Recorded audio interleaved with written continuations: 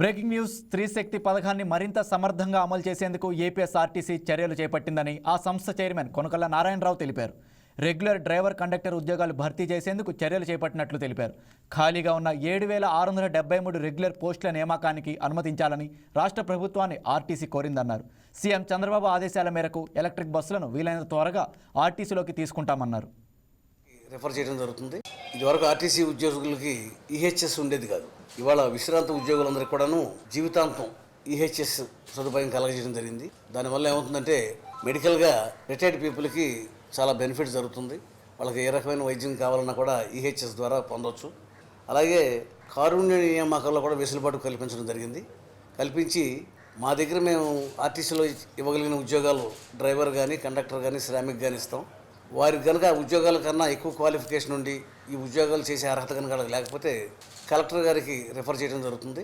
ఈ ఉద్యోగస్తులంతా కూడా కలెక్టర్ గారు ఆయన కలెక్టరేట్ ద్వారా ఎక్కడొక్కడ వాళ్ళని అకామిడేట్ చేయడం జరుగుతుంది.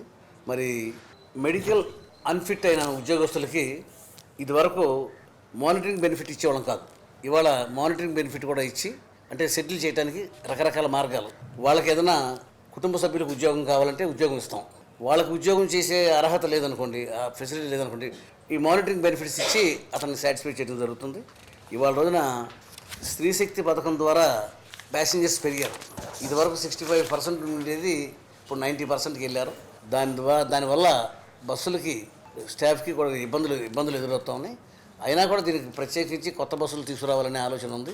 ఇవాళ ఆన్కాల్ డ్రైవర్స్కి అయితే 1000 రూపాయలు పెంచాం. ఇదివరకు 800 ఉండేది, ఇప్పుడు 1000 రూపాయలు ఇస్తున్నాం. ఈ మీటింగ్లో తీసుకున్న నిర్ణయాలు. కండక్టర్లకు అయితే 900 రూపాయలు. ఇవాళ వాళ్ళకి ఈ ఆన్కాల్ డ్రైవర్స్కి రెమ్యునరేషన్ పెంచడం జరిగింది. 800 నుంచి 1000 రూపాయలు చేశాం. అది డ్రైవర్ది. ఆన్కాల్ కండక్టర్స్కి ఇప్పుడు 900 రూపాయలు నిర్ణయించాం. ఇప్పుడు మొత్తం ఆర్టీసీలో 7,673 ఖాళీలని రిక్రూట్మెంట్ చేసుకోవడం కోసం మేము గవర్నమెంట్ని కోరటం జరిగింది. పర్మిషన్ కోసం 7,673 పోస్టులు. అందులో డ్రైవర్సే 3,673 కావాలి.